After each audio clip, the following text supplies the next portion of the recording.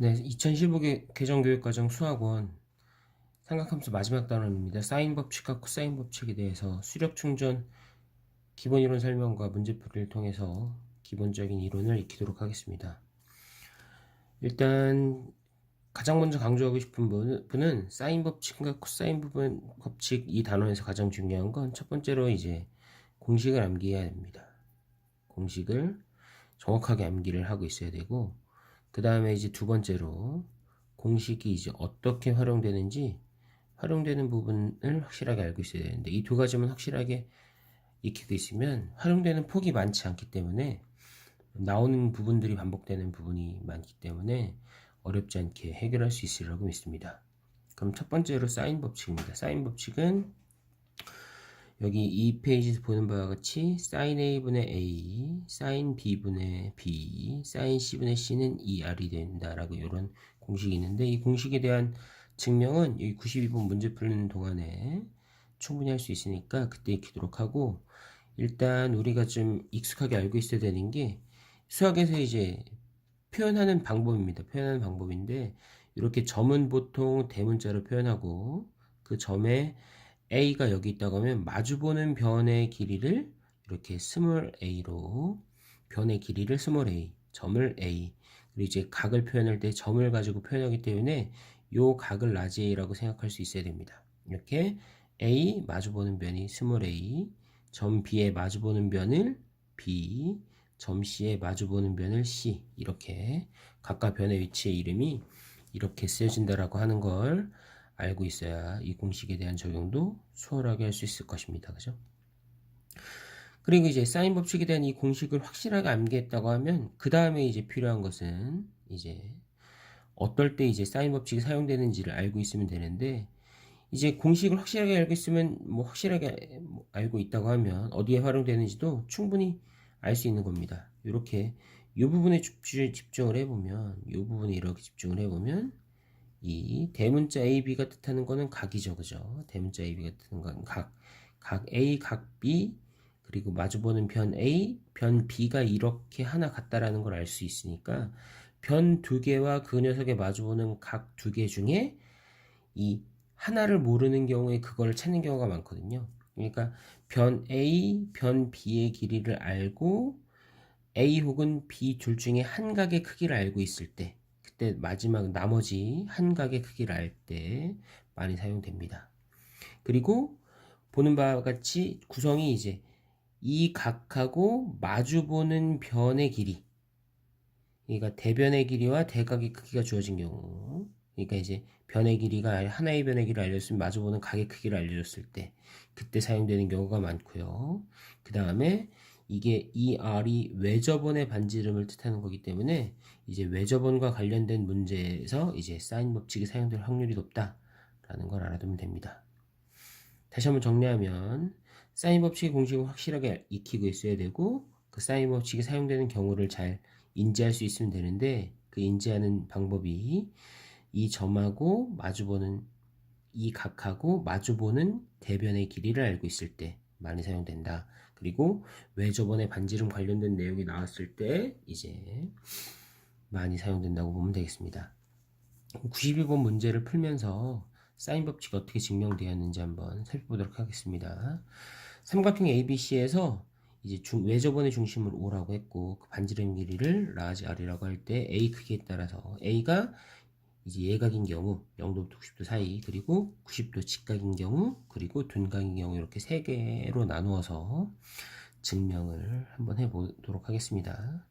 그래서 BCA가 여기서 이제 이론적인 배경은 외접원이 이렇게 있을 때 요 호 BC를 공유하면서 이렇게 원주의 한 점하고 이은 이 원주각은 어떻게 만들든지 그 각이 크게 같고, 그리고 요 중심에서 이은 중심각의 반이 됩니다 라고 하는 원주각의 내용이 있습니다. 이 내용이 무슨 내용인지 잘 생소한 사람은 중학교 3학년 2학기에 마지막 부분의 원단원에 나왔던 내용을 복습하면 되겠습니다.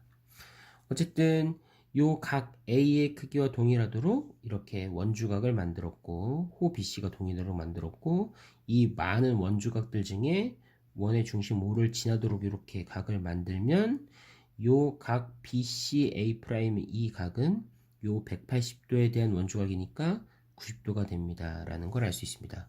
그래서 요 각이 이제 A 프라임, BA 프라임 C 이 각이 BAC하고 원주각으로 같은 크기를 갖기 때문에 요 녀석의 사이니까 이렇게 직각삼각형이 된 거잖아요. 다시 한번 그려보면 여기 이제 A 프라임이 됐고 여기가 B, 여기가 C 이렇게 됐으니까 이 길이분의 이 길이 하면 사인을 만들 수 있는 거잖아요. 요 길이를 2R, 요 길이가 A에 마주보는 변 A였기 때문에 이제 사인 A 프라임이 2R분의 A가 됩니다. 라는 걸 알 수 있었습니다. 여기 빈칸을 채워보면 호비C에 대한 원주각이었고요. 그죠? 그래서 각이 크게 같은데 사인 A랑 사인 A 프라임 같은데 사인 A 프라임은 직각삼각형이었으니까 2R분의 A 이렇게 계산할 수 있었다. 라고 이렇게 볼 수 있겠습니다. 여기에서 이제 이 R을 중심으로 식을 정리해 준 거죠. 그죠? 2R은 넘겨서 곱해주고 사인 A로 나눠주고 그래서 사인 A분의 스몰 a가 2R이 됩니다. 라고 이렇게 알 수 있었고 같은 방법으로 사인 B분의 B도 2R 그리고 사인 C분의 C도 2R이 된다는 걸 확인할 수 있었습니다. 두 번째로 이제 직각이 되는 경우인데 직각이 될 때 이 각 ABC에 대해서 이제 사인 A에 대해서 따질 때 사인 A는 90도가 되니까 1이 되겠죠. 그죠? 그래서 1이 될 때 얘가 이제 요 마주보는 변 A인데 A하고 2R하고 같으니까 이 사인 90도 A 1을 2R분의 A라고 얘기할 수도 있을 것입니다. 여기가 길이가 2R 그리고 마주보는 변의 길이가 A가 되었을 테니까요. 그죠? 그래서 사인 A분의 A가 2R이 됩니다. 라고 나타낼 수 있고 마찬가지로 A가 90도일 때, B가 90도일 때, C가 90도일 때 마찬가지로 이 사인 법칙이 성립한다는 걸 확인할 수 있습니다. 세 번째로 둔각이 되면요. 그죠? 이렇게 각 A가 둔각이 된 이런 둔각삼각형이 된다고 했을 때에 이제 요 BCA 프라임이 90도가 되도록 이렇게 선을 그어서 나타내면 이 각이 90도이기 때문에 이 BA 프라임 이 길이가 이제 지름이 되게끔 되겠습니다. 그럼 이제 원에 내접하는 사각형은 어떤 성질이냐면 요 마주보는 각의 크기의 합이 이제 180도가 된다라는 성질이 있습니다. 왜냐면 요렇게 그었다고 했을 때 요 원주각이 이 부분에 대한 원주각, 이 원주각이 이 부분에 대한 원주각 이렇게 되기 때문에 이제 마주보는 각의 크기의 합이 항상 180도가 될 수밖에 없어요. 그래서 요 각 A하고 A 프라임이 라디안으로 표현했으면 이제 합이 파이가 되는 거고 내가 원하는 사인 A 값은 사인 파이 마이너스 A 프라임 이렇게 되는 건데 이제 각이 이제 A가 여기 이렇게 있을 때 파이 마이너스 A는 여기에 존재하게 되는 거니까요. 이렇게 요 각이 파이 마이너스 A 이렇게 되는 거죠. 사인 값이 동일하다는 걸 확인할 수 있습니다. 그래서 사인 파이 마이너스 A 프라임나 이제 사인 A나 동일하다는 걸 알 수 있고 이 사인 A와 사인 A 프라임이 동일하다는 걸 알 수 있습니다. 그리고 요 직각삼각형의 상황에서의 사인은 다시 한번 알기 쉽게 그려보면 A 프라임일 때 각이 여기고 여기가 2R 여기가 이제 스몰 a 역할을 하는 거니까요. 사인 A 프라임은 2R분의 A가 된다라는 걸 알 수 있었습니다. 이걸 마찬가지로 이제 2R을 기준으로 정리하면 사인 A분의 스몰 a 이렇게 되는 거고 같은 방법으로 사인 A분의 A, 사인 B분의 B, 사인 C분의 C가 2R이 됩니다. 라는 이 사인 법칙이 성립한다는 걸 확인할 수 있었습니다. 이제 A각이 예각일 때, 직각일 때, 둔각일 때 모두 성립하니까 이 삼각형의 한 각이 A가 어떤 크기가 되는지 무조건 사인 법칙이 성립한다는 걸 이제 증명할 수 있었습니다.